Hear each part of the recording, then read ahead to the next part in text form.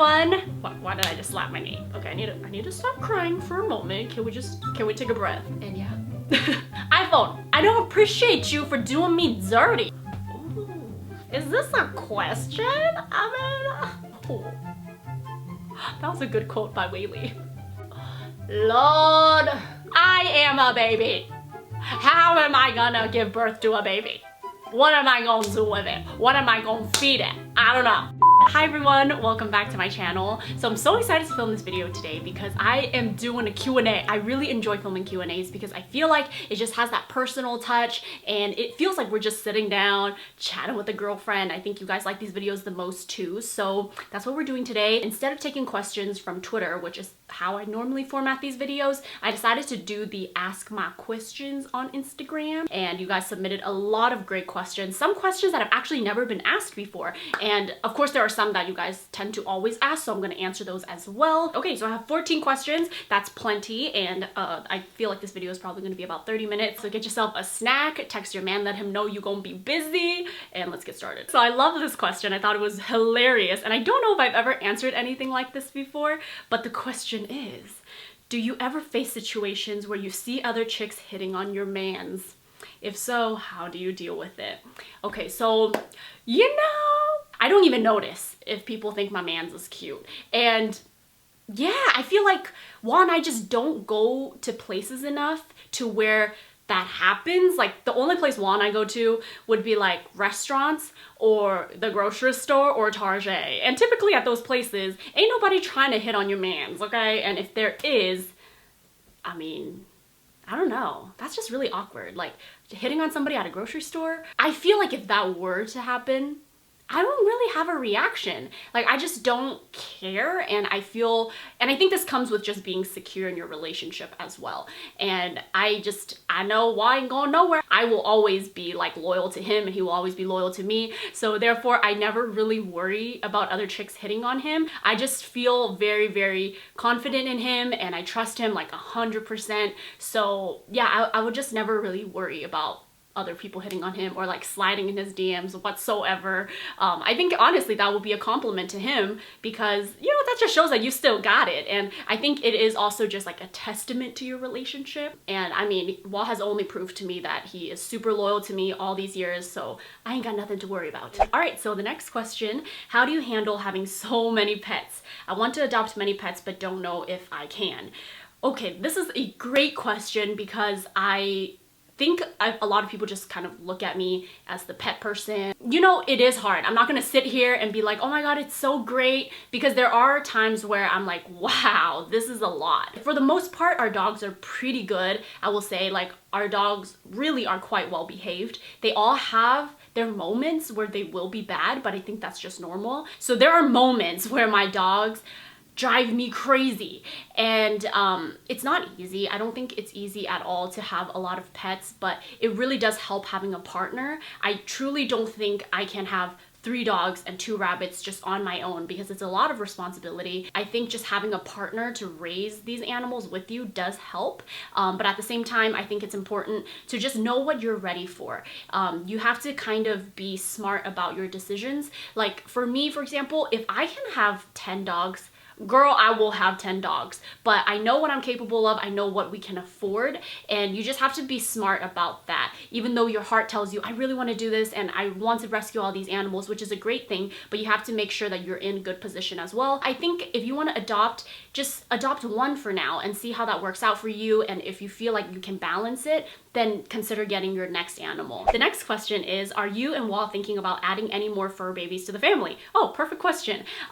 We think about it. I really do. I go to the shelter at least once a month, and every time I'm there, I fall in love with another dog. I have like so many shelter dogs like on my phone because every time I go to the shelter, I'm like taking pictures of them like, oh my God, babe, look at this one. Oh my God, I want this one. And yeah, like I honestly would love, love, love to have more dogs, but I just know that we're not in the position for that right now. We already have 3, and that's a lot. And I think because our house is also so small, it just wouldn't make sense, and I want the dogs to all feel like they have enough space. Just have a bond with each other first before I keep bringing in animals, because it took about a year, and I feel like finally we're at a good place where all our dogs are just kind of meshing and getting along very well together. So I don't want to throw in another dog to kind of mess up the mix and have them try to bond. It's kind of like when you are a child and you are put into a new school and you have to make new friends. It's gonna take some time, you know, and I don't want them to feel that pressure of like, oh, here comes another dog, you know, and then now we kind of have to like find our hierarchy and stuff. So for now, I think we're good off of the pets. I mean, we already have plenty and I love them so much. The next question is favorite thing about the Chinese culture.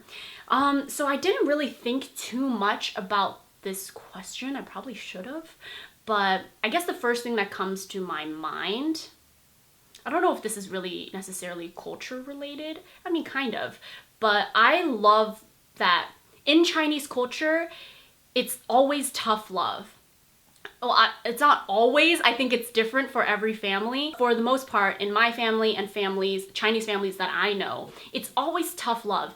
And I grew up feeling like I didn't like that. You know, tough love as in an Asian family, typically you don't hug, you don't kiss, you don't tell each other I love you. And I remember growing up and I would have, you know, non-Asian friends, and they would tell me, or like I would see it, like their parents dropped them off at school and they would always get like a hug, or they would always be like, love you, daddy, before their dad leaves.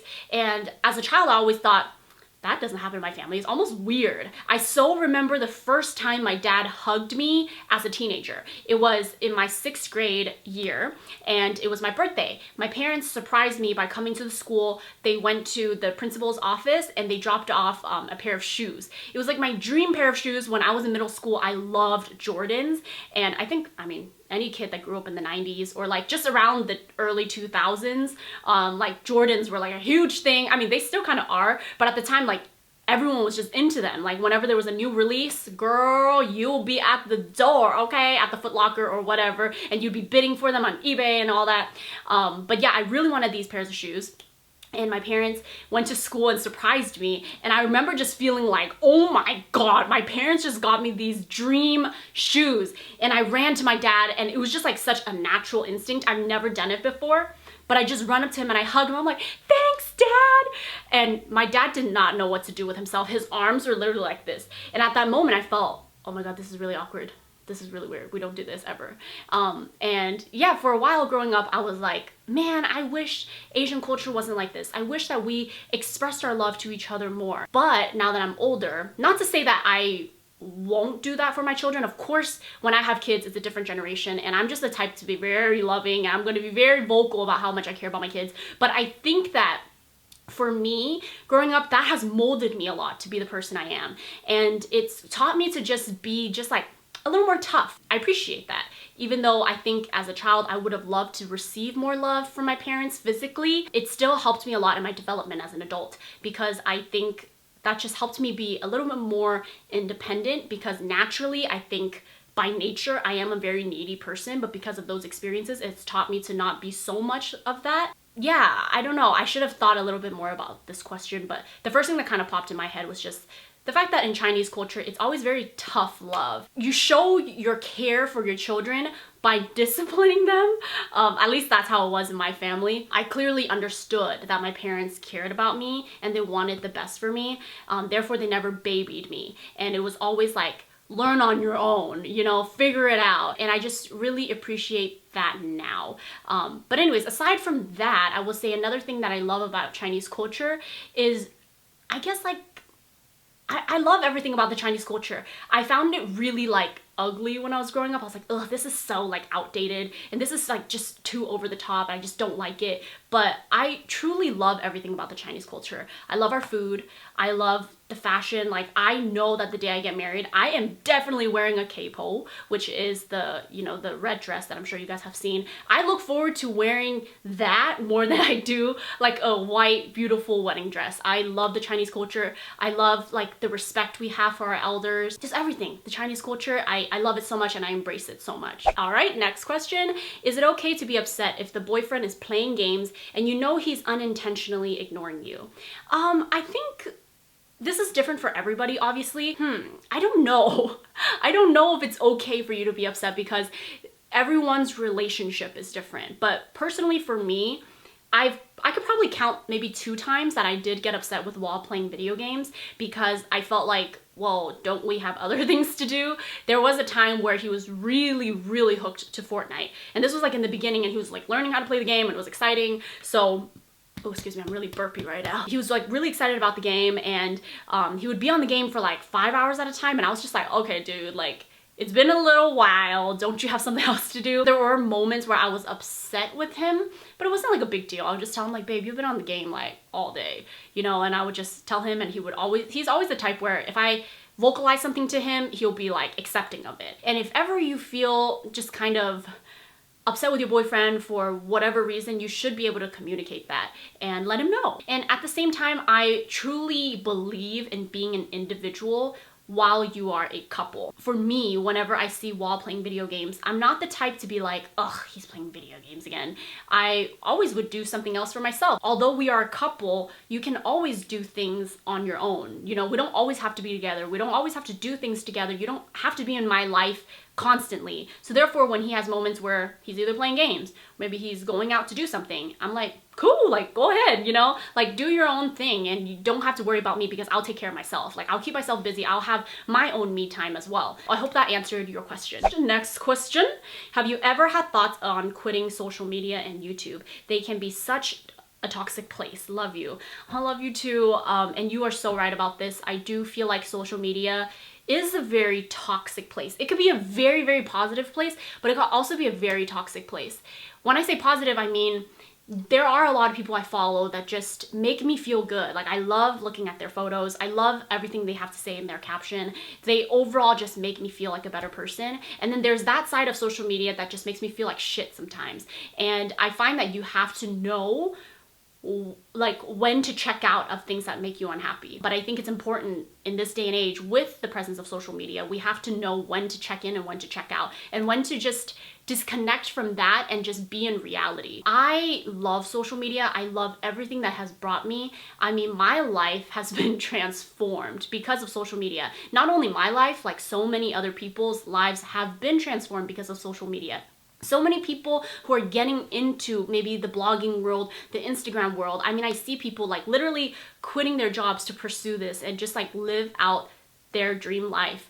And I love social media for that. I love that so many people can be entrepreneurs nowadays. There are so many people who maybe didn't even go to college and they can make a career out of social media. And I know a lot of people feel like, oh, you have to have education. That should be the #1 thing. But I truly believe, and a lot of people may disagree with me on this, but I don't think that you need an education in order for you to be successful. I think that there are people who can find a job in social media and just have an eye for whether it be photography or videography and inspire other people. And that to me, what difference does it make from having an education and not having an education? You're still making a difference. You're still making an impact. So to me, it really doesn't matter. And I love to see that so many people that just don't feel like school is for them, be able to still make a living and live their dream life because of social media. So for that, forever grateful, and I love social media, but I do see that it could be a toxic place sometimes. There will come a day that, you know, all of us who are on YouTube or on social media will quit this life for whatever reason. You know, maybe we just grow out of it. Maybe we start a family. And you just don't know.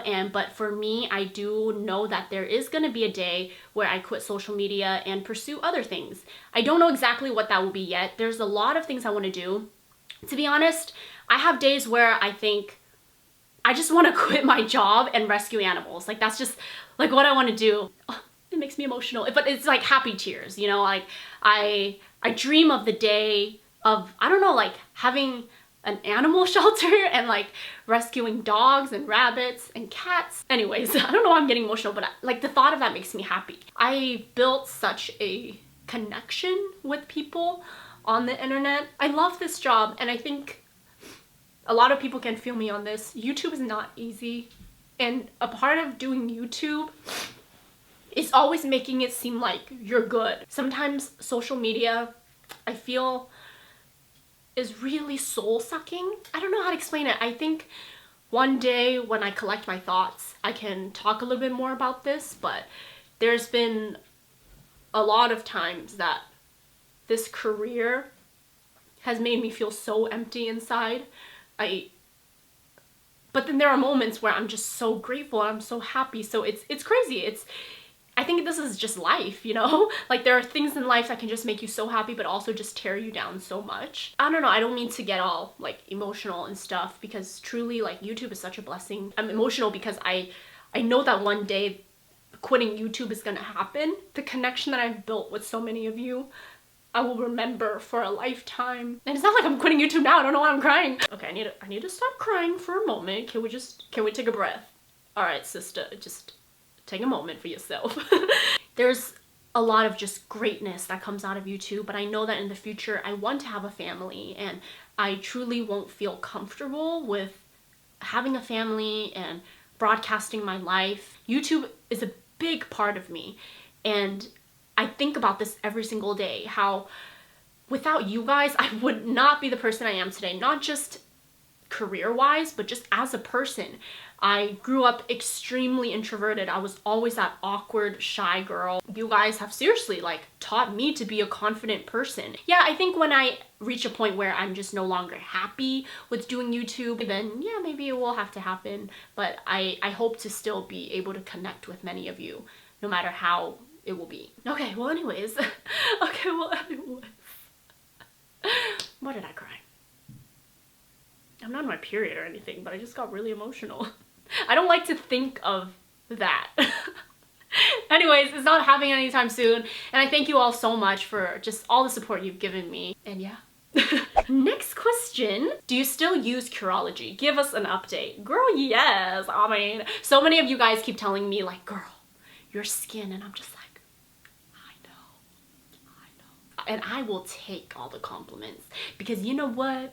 I haven't had good skin like for years. I started breaking out when I want to say I started getting like pimples around 13 or so, and since then it's been a journey, girl. Like I've gone to the dermatologist, I've taken medication for it, I've used topical medication for it, and I've tried like all sorts of different diets, and just nothing ever worked for my skin. I would always just break out. Like I would wake up every morning with a new breakout, and I've just come a really long way. So now whenever people tell me you're glowing, I'm like, thanks. You know, not even trying to be humble to be like, oh really, you think so? I'm like, thanks. You know, I embrace that shit and I take it. Seriously, Curology has changed my life. If you don't know what Curology is, it's this website that you guys actually recommended me, and thank you, by the way. Thank you for hooking a sister up. Thank you for telling me that. You basically just take a survey online, you upload a photo of your bare face, and then a dermatologist will review everything and then create a formula that's unique to you. And I have my like special formula. I've been using it for like, I want to say going on 5 months now, and girl, I can count in the last 5 months how many pimples I've had. I probably had like 3, and this is just the clearest my skin has ever been, and I hope that it will always work, because some people say that when they hit the 1 year mark it stops working because your skin is immune to it. That better not happen, because I am obsessed with this product right now. It has helped my skin so much. A lot of you say that it's because there's like a little bit of antibiotics in it, which I think some people argue about that because they feel like you will get immune to the antibiotic. But I think the antibiotic is too little of a dosage for your body to get used to it like that. It has just been great for me. And also, if you guys want to get your first month free, I have a code below. So you guys can use that code and get your first month free and just try it out. It's changed my skin. I've recommended it to like my friend Silas and Sophie, and it's worked for them too. I hope it works for you, because I know that skin is such a struggle. I have 1 new pimple like right here, but I ain't even mad about it. I'm like, girl, I've had like pimples my entire life. I can take 1 pimple and I am cool with it. Next question. How do you and Wa keep such a nice relationship for so long? Girl, Do y'all think we have a great relationship? Like, you really think so? You really think so? Well, I'm just joking. We actually do have quite a good relationship, but there are times where I swear to you, I'm not joking when I say I reconsider if I could be with him. Seriously. And I'm sure he's had moments like that. Actually, he's told me he's had moments like that before. Yeah, there are moments, girl. I think what's important and what keeps us together is that we know both of our end goals. We know that we love each other. We know that we want to be together. Therefore, if we have our problems, we're gonna work it out. But just like any couple, and I hope that you guys find some comfort in knowing this, especially if you're going through some shit with your boyfriend and you're just thinking, damn, I wish my relationship was perfect, because trust me, I have moments like that too. I would be on social media and I'd see some people writing about their mans and they're just like, oh, you're the best, blah, blah, blah, blah, blah, blah. And like, if I'm having a bad moment with Wall, I would just be like a little salty. I'll be like, why is my relationship shit right now? I have moments like that too, and I just hope that you guys get some comfort in knowing that there is no perfect couple. Although Wall and I have been together for quite a long time and we overall have a healthy relationship, we have our moments. And what helps us stay together for this long is just knowing our end goal, knowing that we want to be together. So that is just my biggest advice, I think. It's something that Wall and I still work on all the time. We bicker and we have big fights here and there, but we continuously work on that. We continuously, after every fight, even though we're pissed at each other, we always give it like a day or two, just like cool down, okay? Just wait until you collect your thoughts, and then we'll come together and we'll talk about it, and we'll talk about how we can improve on this particular argument and how are we gonna handle it the next time. And maybe we've said some things that we're just like, damn, you shouldn't have said that because now I'm gonna hold that against you. We talk about how can we let that go? How can we forgive each other?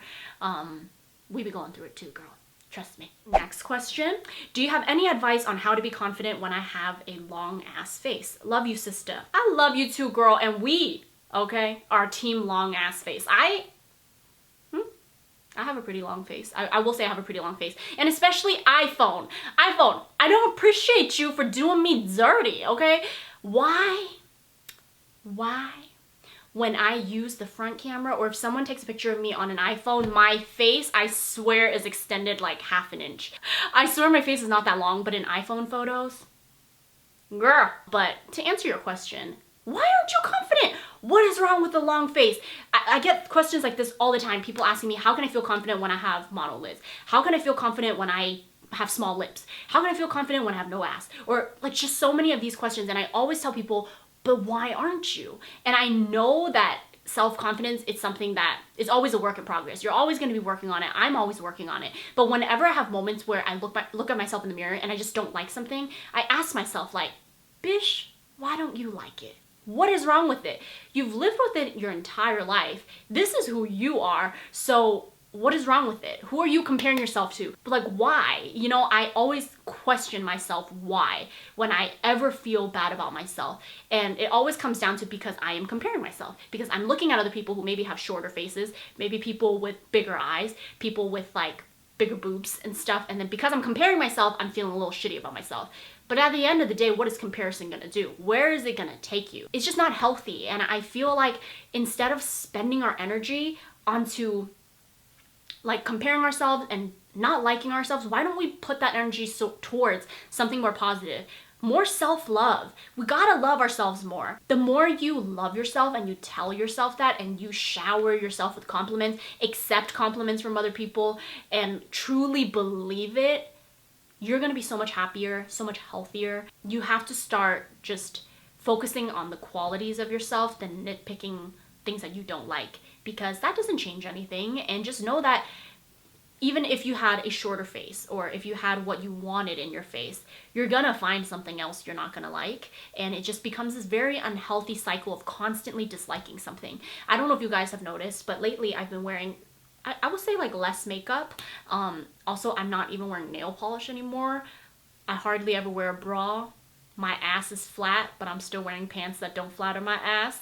And I just don't care. Like, I truly just love myself. I want to feel good in myself naturally, imperfectly, just the way it is. And the more that I have just been like, fuck it, I don't care if it's not perfect. I don't care who's looking and thinking, Ooh, because I love the shit out of myself and I don't feel bad about it. I don't feel ashamed. I think so many women are just, if you're confident, you're conceited, and it's not a good thing.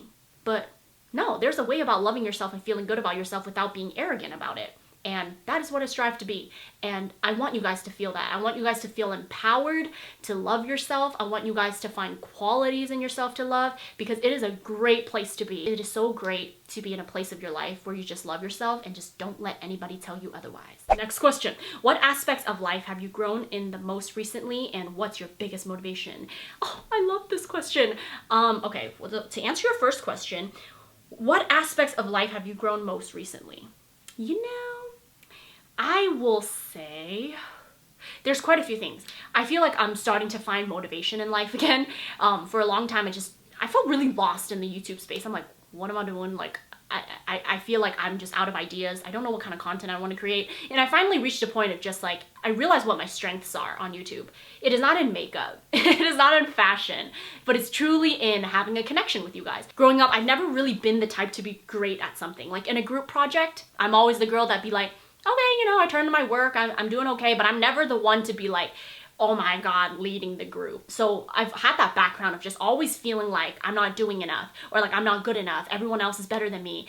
And with YouTube as well, even though I think on the surface, a lot of you think that, Weylie, you're so successful, but inside I've always just felt like I lacked creativity, and that I lacked just like something different about me that makes me stand out. Recently, seriously, maybe even just in the last year, I have realized what my strengths are. And maybe traditionally this is not a talent, but I truly do see that I am someone that can uplift someone. And I take so much pride in that. Like, I feel so empowered by knowing that I can make a difference in someone's life just through talking to a camera. And like, you guys can really connect with me. I can really make your day. I can pull you out of like a deep hole. That, like, I really take pride in. I think that is my talent. And I recently have just started to really accept that and believe that, and tell myself that you may not be talented in ways that you thought you should have been, but you are making a difference. Yeah, I will say that has been the most, I guess, like, recent change in my life that I've realized. Talent is described in so many different ways,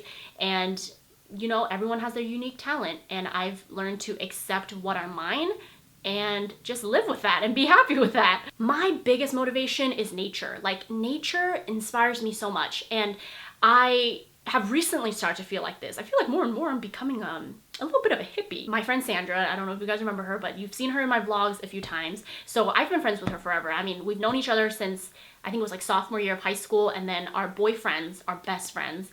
So that's how we naturally just kind of really connected. And Sandra, since day one, has always been a nature-loving girl, and she would always plan these hikes for us. She would always like invite us to like Yosemite, her camping trips, and all these like beautiful national parks. And although I appreciated it at the time, I've never appreciated it this much. Like, now I love being in nature. Nature inspires me so much. I love being out and about. I love seeing the world. I love just like watching the sunset. I love watching the sunrise, even though I don't really necessarily wake up early enough for that, but you know, when it happens, I appreciate it. Whenever I just feel like shit and I'm just not feeling good about my work or myself, I go out in nature and just like hearing the waves, looking at the trees, and just, I guess, feeling the earth. It just really inspires me and it really uplifts me. Okay, next question. What is one thing you want to do in life but have yet to do? Ooh, I would love to adopt more dogs. Oh my God, duh. I want to do a solo trip, and it's happening. I'm so excited. I'm gonna document it. I've already booked my stay, and I am going on a short little solo trip, and I'm looking forward to that. I'm so looking forward to that. Next question. Are you Sophie's best friend? Is this a question? I mean, this bitch cannot live without me. I'm telling you, she cannot live without me, and she's probably watching this video now, and I can't live without you too, so you know. I guess it's equal. Here's the thing. It's very childish for someone to think like you are only allowed to have one best friend. That is so not true. I have a few best friends. Sophie has a few best friends, and there is no like, but who's your first best friend? No, you know, there's none of that. Like, it's a very, very mature friendship. Sometimes on social media, I will see comments where people are like, but Sophie's other best friend is this person, and Weylie's other best friend is this person. And I'm just like, girl, it is not a competition. Like, we all love each other to death. I would do anything for her. She would do anything for me. And that's that. All right, next question. I love you and your work is encouraging me to do things I am afraid of. Yes! I love reading comments like this. I want to be more open, but I don't know how. Okay, well, this is a great question. First of all, I love you too. Thank you for loving my work and me. I really appreciate it. And I'm glad that it's been encouraging you to do more things. I feel like we all just need that push. So many of us want to do things, but whatever it may be, like maybe someone's telling you, oh no, you shouldn't do that. Like maybe your mom is telling you, no, no, no, that's too dangerous, don't do that. There's always something holding us back from wanting to do what we truly want to do. And I think you just have to take that first step. For me, for example, this solo trip that I want to do, I know if I told my mom, girl, my mom will give me an earful about Weylie. It is too dangerous. You can't do that, you know. Oh, what if something happens to you? What am I gonna do with my life? Like, oh my God, girl, my mom is so dramatic. If there are people in your life that are just telling you no, sometimes you just don't gotta tell them. You don't need their approval. You don't need to hear all that noise. You know what you want to do in life and you're gonna go and do it. And you have to cancel out all the negativity or all the doubts and even the doubts you have for yourself. Maybe no one's telling you anything, but maybe you inside, you're doubting yourself. You gotta let that go because you're never gonna get anywhere if you keep doubting yourself and telling yourself, no, this is scary, I shouldn't do it. Then you'll never know. And I think life is such a mystery and you gotta go out and solve it. Oh, that was a good quote by Weylie.